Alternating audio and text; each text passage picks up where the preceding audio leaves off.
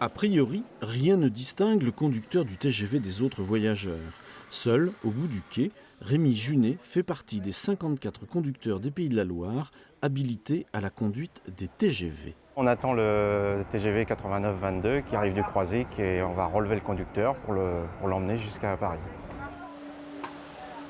3 minutes d'arrêt, juste le temps de s'installer et de préparer le trajet, de prendre connaissance des zones de travaux sur une feuille de route désormais électronique.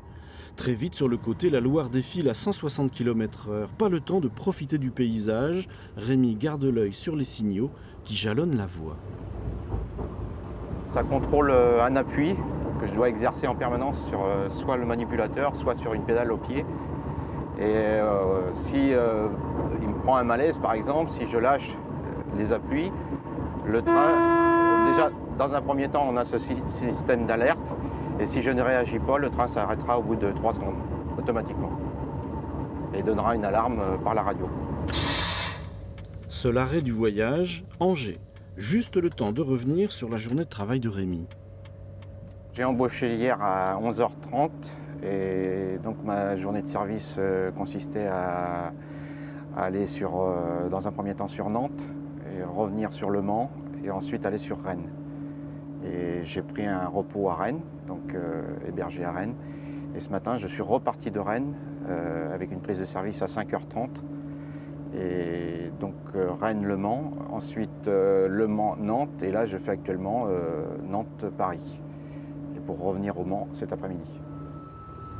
La course reprend. Le Mans est très vite dépassé. Les 12 000 chevaux du TGV ronronnent derrière le conducteur et vont propulser le train à 300 km/h. Là on va rentrer sur LGV avec une aiguille en déviation à vitesse de 220 km/h. Donc là on n'a plus de signaux. L'indication de vitesse est transmise sur la machine. Plus de signaux au bord des voies, car les conducteurs de TGV sont des conducteurs d'élite, pas des surhommes. On parcourt 1 km en 12 secondes. Et à cette vitesse-là, le cerveau humain porte le regard au loin, très loin sur les rails. Rémi a conduit des trains de marchandises, des RER pendant 20 ans, avant de devenir conducteur de TGV, un métier choisi.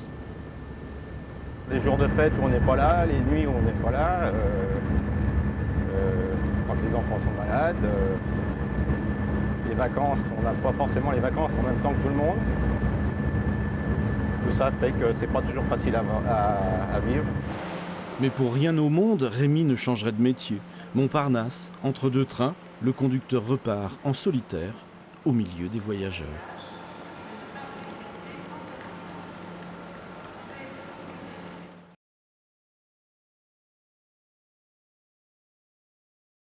En navigation courante.